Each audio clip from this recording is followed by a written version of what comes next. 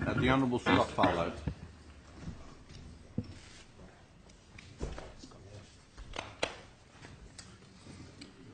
Mr President, the bill before this place represents the crossing of a threshold. A threshold that will have fundamental consequences for our society and our outlook. From the outset, Mr President, I want to express that I do not doubt the good intentions of those who bring the bill before this place. They are motivated by deep love, compassion and, of course, their own personal experiences. I respect that. They want to give people autonomy over all aspects of their life, including the end of their life, and that is something that I respect as well. Mr President, my motivations in coming to this bill are too motivated by love, compassion, concern and founded in my own personal experiences. I've had to examine my conscience on this bill as 2 months ago my nan, my strongest ally in life, the person who did so much to form who I am, was diagnosed with stage 4 lung cancer. She's one of the people I love most in the world, and I never wanted to see her suffer, but I never want her or anyone in her situation to be subjected to the vulnerabilities that will be present under this bill. I believe that there can never be sufficient safeguards to allow euthanasia to occur, and I believe that that is borne evident in the contents of this bill. The difficulty with euthanasia is those things that are never said, those acts that are never seen, and those expressions that are never written. Coercion is not necessarily overt. For the person who is suffering with terminal illness, the suggestion from a carer that supporting them is difficult, the mention of endless medical treatment, the evident strain on relationships, the pressure on employment are all brought to bear. For someone with terminal illness under this legislation, having someone care for them will no longer be an expectation, but the dynamics will change to see that become a selfish and indulgent act. Nothing ever needs to be said. That guilt will engulf the vulnerable person because of this legislation. That is the seismic change that this legislation will introduce to our society. Without this bill, Mr President, there is a barrier. With this bill, we will walk over a threshold and there will no longer be a barrier. Make no mistake, the guilt that engulfs the vulnerable, terminally ill, will be a major driver for the use of this legislation if this bill is to become law. This is legislation that will fundamentally change the psyche of our society. Expressions such as better off dead will no longer be expressions said in vain, but will become a component of our society's mindset. Ethics and the Legalisation of Physician-Assisted Suicide, an American College of Physicians position paper, expressed such concerns, stating, "Others are concerned about being a financial, physical or other burden on their family." The paper later states that some individuals might view themselves as unproductive or burdensome, and on that basis as candidates for assisted suicide, especially if a physician raises it or validates a request. I'm concerned, Mr President, about the prospect that people will avail themselves of this legislation out of guilt, the guilt of burden. There are no protections possible in this bill to prevent that, and to be fair, I don't believe it is possible to encapsulate such amendments. Mr President, this is a bill that is not supported by the Australian Medical Association. Largely the medical profession, and I will admit that it is not universal, has opposed this legislation. The President of the AMA, Dr Michael Gannon, has said, "The current policy of the AMA is that doctors should not involve themselves in any treatment that has at its aims the ending of a patient's life." This is consistent with the policy position of most medical associations around the world and reflects 2,000 years of medical ethics. Many proponents and supporters of this legislation cite the opinion polls in favour of this legislation and the need for Parliament to reflect the will of the people. I've heard those arguments put here again today. Having studied polling and marketing research, I know that the result is as much dependent on the question asked. But I turn to Edmund Burke's speech to the electors of Bristol, where he said, "Your representative owes you not his industry only, but his judgment, and he betrays instead of serving you if he sacrifices it to your opinion." This, Mr President, is why when members from all sides of this House are confronted with such legislation, we grapple with it. And a concept and a tagline such as dying with dignity is one thing, but we know that the devil is in the detail. Mr President, I have a deep interest in mental health and particularly in the prevention of suicide and attempted suicide. The constant and consistent message that we send when it comes to suicide is that there is no problem too big, too grave, that taking our own life is the only answer. The same should be true when it comes to terminal illness. While suicide may be the leading cause of death for those between the ages of 18 and 44, the highest rates of suicide are amongst men aged over 85. Within that cohort, the rate of suicide is 34 per 100,000. On that basis, these figures, some may say that this is why the bill is needed. In fact, I've heard that argument today. That many of those people are seeking relief from terminal illness, and thus suicide rates would decrease if such legislation were to be enacted. The bill, in fact, outlines under section 33, brackets 2B2, the cause of death of the patient is taken not to include suicide or homicide. Some jurisdictions make the distinction in records between assisted suicide, such as that encompassed within this bill, and unassisted suicide. The experience elsewhere, however, Mr. President, has been that with the introduction of euthanasia legislation, rates of suicide have in fact increased, not decreased. In 2015, the Southern Medical Journal stated in How Does Legalisation of a Physician-Assisted Suicide Affect Rates of Suicide, controlling for various socioeconomic factors, for unobservable state and year effects, and for state-specific linear trends, we found that legalising physician-assisted suicide was associated with a significant increase in total suicides, including physician-assisted suicide, and no reduction in rates of non-assisted suicide. Voluntary assisted dying was introduced in the US state of Oregon in 1997. The suicide rate per 100,000 population in the state before the legislation was 15.44. In 2016, it was 19.3.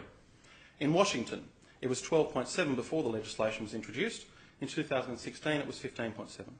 In Montana, it was 18.6 per 100,000. Now it stands at 24.3 per 100,000. In Vermont, it was 12.77 before the introduction of voluntary assisted dying legislation. It now stands at 19.1. In the Netherlands, one of the first countries to introduce such a scheme, the suicide rate has increased from 8.1 per 100,000 in the year 2000 to 9.4 in 2015. The American College of Physicians 2017 paper found that physician-assisted suicide laws have been associated with a 6% increase in total suicides, 15% in those older than 65 years, in the states where physician-assisted suicide is legal. Maybe the cause of this is, as the American physicians again suggest, that legalised physician-assisted suicide medicalises suicide.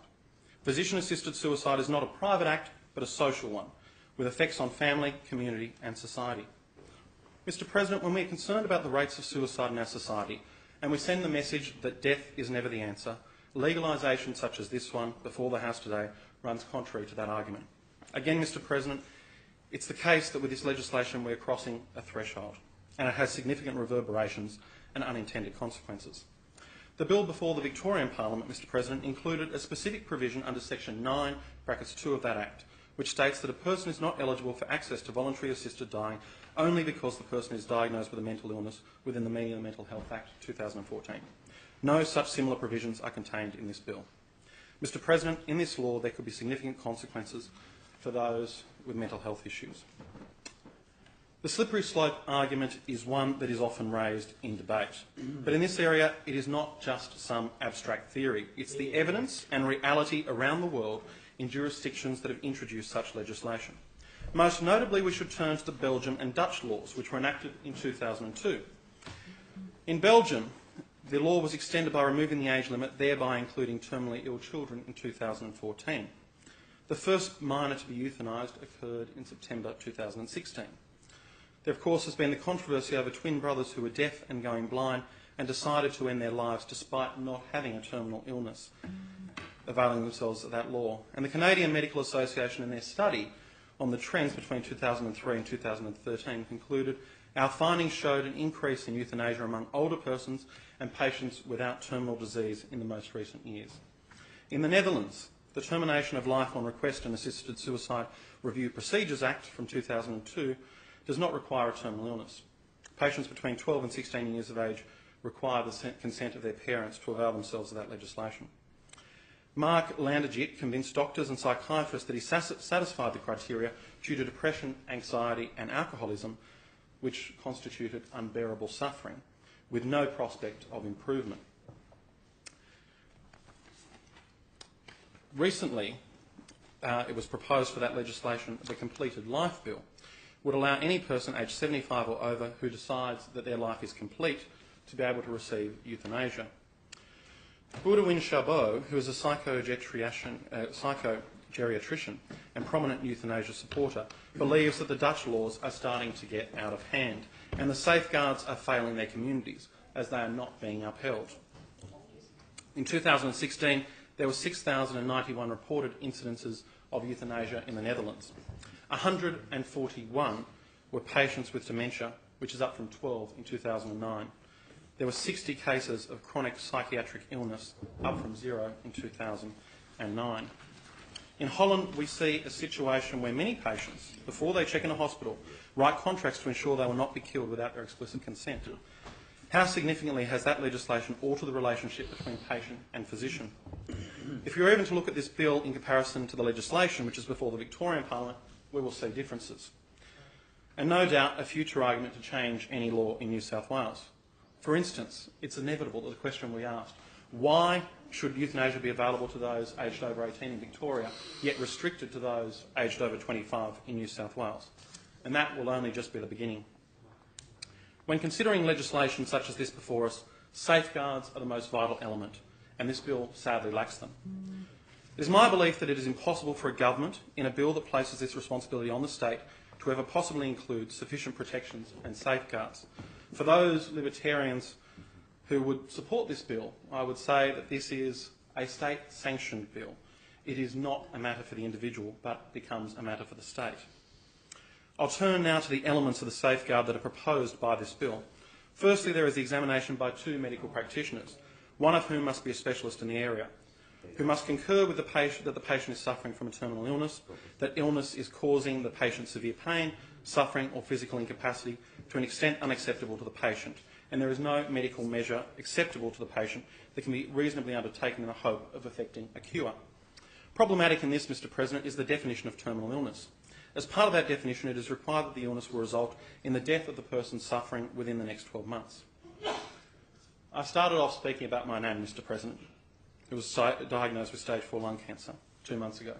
Not one doctor can tell us how long it is that she has left to live or is prepared to give that prognosis. It was similar for my wife, Mr. President, who I note is coincidentally in the gallery, who lost her father to cancer 6.5 years ago. Weeks from his death, doctors simply expressed that they could not give any indication of his life expectancy. I'm sure, Mr. President, that I am not alone in my experience. We have registered nurses in this chamber, Mr. President, who have witnessed this across countless patients firsthand. In the Mayo Clinic Proceedings Journal in 2005, a medical team wrote, "Accurately predicting life expectancy in terminally ill patients is challenging and imperfect." This was based on a study of survival predictions for 468 patients, which demonstrated that only 20% of those predictions were accurate. This right sets a very low threshold in requiring pain, suffering or incapacity that is solely subjectively unacceptable with no objective assessment. This largely will allow for the medical practitioners to ask a question: do you have pain, suffering or physical incapacity that is unacceptable? If the answer is yes, then that is sufficient to meet the test in this legislation. There is no objective threshold in this assessment of the 2 medical practitioners in this regard. Then, on the contrary, the test for treatment is again subjective in its acceptability to the patient, but an additional, often unachievable hurdle is that it is undertaken in the hope of effecting a cure. That is a very high and, I dare say, unattainable bar to reach when considering terminal illness. This again is why the legislation is deficient and will result in a system whereby willing practitioners will tick and flick. Even in the Victorian legislation, it was determined by the Advisory Panel on Voluntary Assisted Dying to include the term incurable in the definition of terminal illness. This is a clear deviation in the legislation that is before this House. Additionally, under this legislation, the person must be examined by a qualified psychiatrist or psychologist who must certify that the patient has decision-making capacity and had made their request freely, voluntarily and after due consideration. A psychiatrist or psychologist is simply not in a position to be able to make this certification with 100% confidence and to ensure that these actions can be taken without coercion, and this is what is required in order to even countenance legislation as that before us today. My greatest concern, Mr. President, is that with this legislation we will see the most vulnerable in our society fall victim to guilt in such situations. That guilt of being a burden on their loved ones. that guilt of being too much trouble, that guilt that is all-consuming. The AMA Victoria, in their position paper on the Victorian legislation, proposed a safeguard and criteria that the patient's motivation to end their life is not associated with a perceived view that they are a burden to others, are unfairly consuming resources, or cannot afford to receive health care. And the patient's motivation to end their life is not associated with the perceived needs or wishes of another person. There is no such protection in this bill.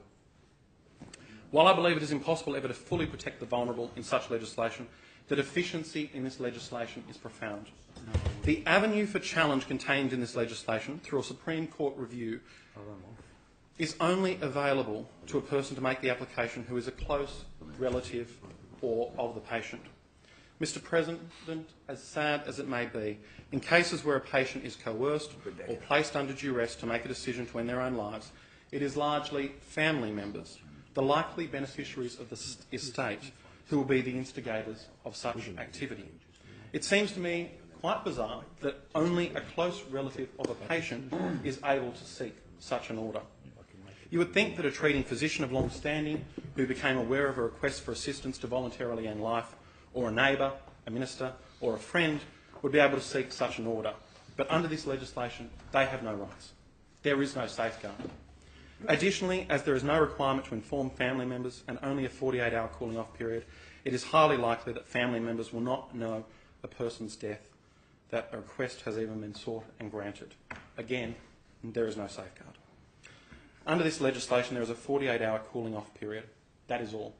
We know for many of the patients eligible under this legislation, they have their bad days and they have their good days. There are ebbs and flows in their suffering and in their resolve. In Canada, there is a 10-day cooling off period. In Oregon, there is a 15-day cooling off period. And in Washington State, there is a 15-day waiting period from the first oral request and written request, and a further 2-day wait between the written request and the writing of the prescription. Mr. President, my grandpa would have been someone who would have said yes to this bill. All of his life, he said he never wanted to be sick. He never wanted to be old.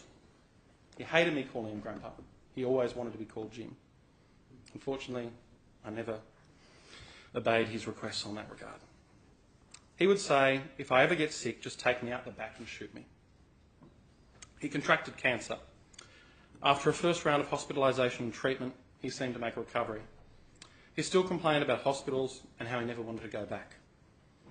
A few months later, he'd find himself at Balmain Hospital, a fitting place to return to for a man with black and gold running through his veins, to fight the fight of his life against cancer. When he went in that last time with only a 48 hours cooling off period, I think he would have made the decision to end his life. But as he struggled for weeks and weeks, I saw the man who never wanted to be sick fight for life day in and day out through the most debilitating pain. Gasping for air, choking constantly on his own saliva. Every time it looked like he was growing exhausted, he fought for more. My grandpa was never a religious man, but I got to pray over him in his final hours. A man I'd barely been able to touch through my life, I got to feel hand in hand as I commended him to the Lord in the fight of his life and for his soul. The man who in all good conscience, months, even weeks from his death, who would have ended it all, stared at death and chose life in his heart. Though his body was ravaged, his mind still wanted to be alive. He chose life with all its pain, its suffering, its despair. His was not a comfortable existence, but it was an existence. Where there is life, Mr. President, there is hope. With a 48-hour cooling off period, he would have been dead. With this legislation, he would have been dead. But in those final days, he stared down death, he fought, something he always vowed never to do. In that time, before I was in this place, I resolved in my heart that if I ever had the opportunity, I would oppose legislation such as this. In my grandpa's case, he never wanted to be a burden, as none of us do. In all rational sensibility, what's a few months or weeks worth? What sort of quality of life do you have, and at what cost to those that love you the most? But Mr. President, you have life. That amazing gift that we all share and are bound by on this planet. Yeah.